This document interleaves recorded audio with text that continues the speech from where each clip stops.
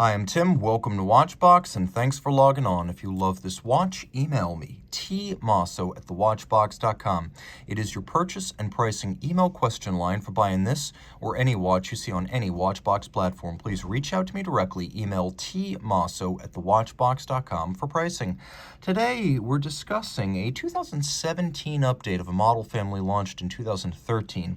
This is the now 38mm Blancpain 50 Fathoms Bathyscaphe. So the Bathyscaphe was designed to be a more vintage-referenced, stripped-down, historically driven design compared to the more luxurious 5015. And so what we have right here is the 38mm version. This is reference 5100. So in stainless steel with a ceramic bezel insert, 38mm in diameter, 10.6mm thick, 44mm from lug to lug with a 20mm spacing between the lugs. And this watch is a perfect match for my wrist. It wears well on ladies' wrists as well, and it's suitable for men who want greater discretion or more traditional sizes in their watches. Because of its size, it has impeccable good manners and would also work well as a dress watch, being thin enough to fit underneath a dress cuff. I can recommend it for a wrist as small as 13 centimeters in circumference. Again, my wrist, 16 centimeters in circumference. The strap is a material commonly associated with the modern 50 Fathoms, sailcloth, an incredibly durable synthetic textile, quite thick and bolstered to give it volume, with a rubber inlay on the bottom so the material won't aggress against the skin. We have a Blancpain satinated stainless steel pin buckle and a satinated stainless steel case. Now, when I say this is a more vintage-inspired 50 Fathoms, you can see why that is. We have a large crown with no crown guards.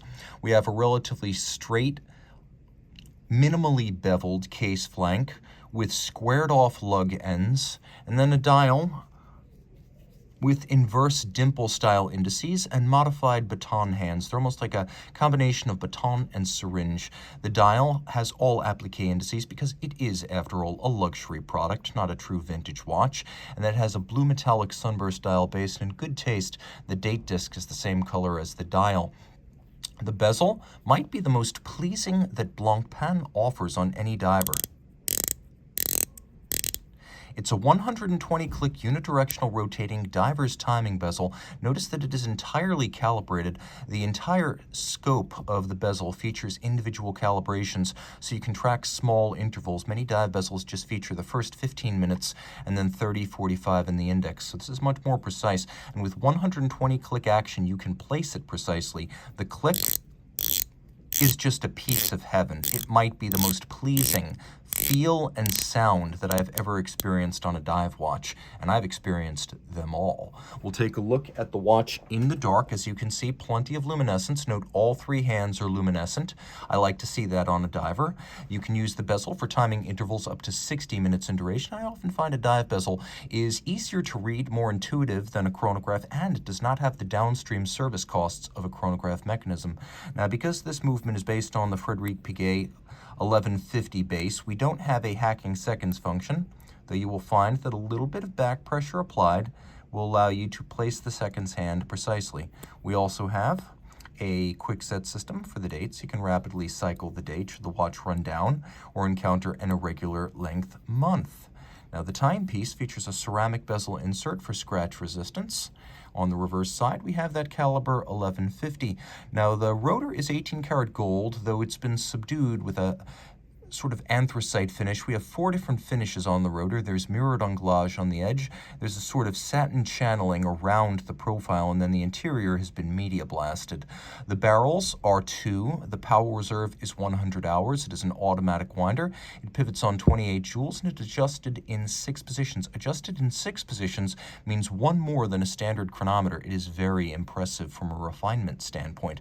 We also have some upgrades over the standard 1150 in that the balance is free sprung, with variable inertia bolts on the balance rim for fine timing adjustment, and it also makes it more shock resistant. We also have an anti-magnetic silicone hairspring The bridges feature Côte de Genève striping. We have mirrored anglage on the edges of the bridges. It is quite good. While undoubtedly started by mechanical means, it appears to be finished manually, probably by a handheld buffing tool. This is considerably better than what you'll find, for example, on the Royal Oak offshore diver. Screw heads are black polished. There's some engine turning in 2 sizes on the base plate. Then we have satination on all of the wheels, with solarization on the barrels themselves. It is quite handsome, and all of this water resistant down to 300 meters. Reach out to Team Mosso at thewatchbox.com for purchase and pricing details.